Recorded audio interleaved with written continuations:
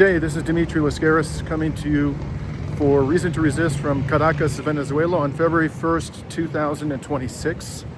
I arrived here this morning from Bogota. This is the first time I have been in the country since the presidential election of 2024, when I received an invitation and accepted an invitation to act as an election observer. The invitation came from the governing Socialist Party of Venezuela, and as I reported at the time, I and the other election observers from around the world who were brought here at the invitation of the Venezuelan government, our collective judgment was that the elections were free and fair, at least based upon what we were able to see. We visited polling booths and saw the vote proceed in an orderly, peaceful manner without any overt signs of intimidation. In any case, obviously this is the first time I've been in the country since the criminal attack by the United States on Caracas and the kidnapping of its president.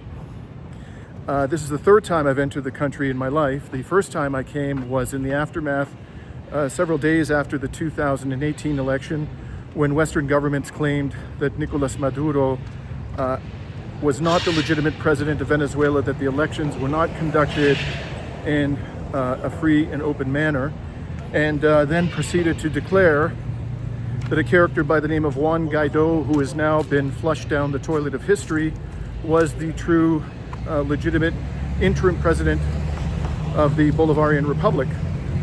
Guaidó later, after years of being feted as a hero of democracy by Western governments, Canada, the United States, European states, became mired in controversy surrounding allegations of corruption and his opulent lifestyle.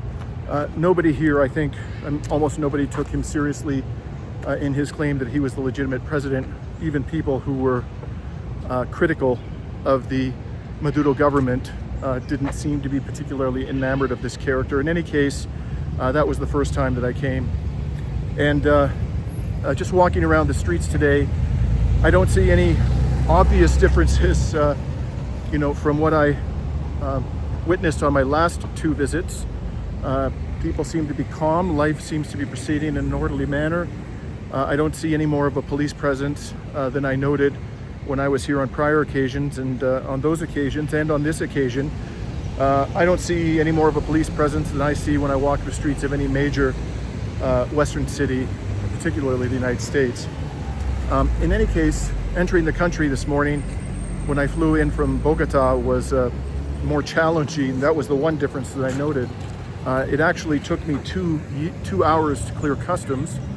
I was held back and questioned extensively, even though I was not by law required to have a visa.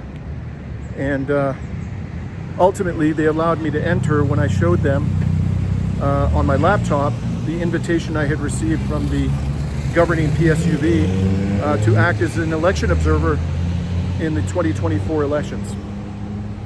They were friendly, they weren't hostile, but I think it's for obvious reasons the immigration authorities here are in a state of high alert.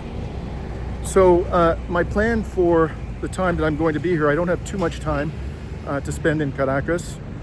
First of all, the interim president, Delcy Rodriguez, has just signed into law a major reform of the hydrocarbons industry, one that will enable foreign oil companies, and particularly US-based oil companies, to exploit the hydrocarbon resources of this country in a much more profitable manner and have much greater control over how those resources are developed and on what terms.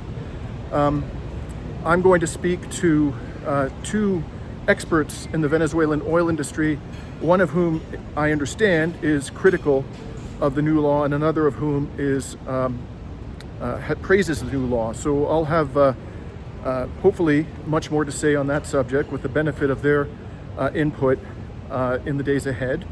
The second thing I want to do while I'm here is see to what extent I can the extent of the damage that was done in the criminal attack on Caracas, but I understand from people I've spoken to here that that's not going to be easy, because the areas that were bombed have been sealed off, and there's also been a lot of rapid reconstruction done of those areas.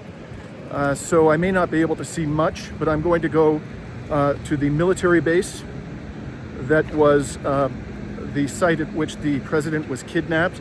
I understand you can get into parts of the military base, and whatever I'm able to see there, I will share with you. And I was also told, or I saw reports at the time of the attack, that the US military had bombed the tomb of Hugo Chavez. But I'm told that that is in fact a lie, and that it remains intact. I will be going there on Tuesday and report as to what I see. I'll also be visiting the military base from which the president was kidnapped on that day as well. And finally, on February 4th, there is a major demonstration here every year to commemorate the 1992 uprising led by Hugo Chavez against the neoliberal, Western-backed regime that was in place at the time. And I understand every year that brings out a large gathering of people who remain to this very day highly supportive of Hugo Chavez's seizure of power in 1992. And if I'm able to gain any other insights into how people are adapting to life in the aftermath of the kidnapping of the Venezuelan president, of course I'll do that. But for the time being, I'll be signing off and have more to report in the days ahead.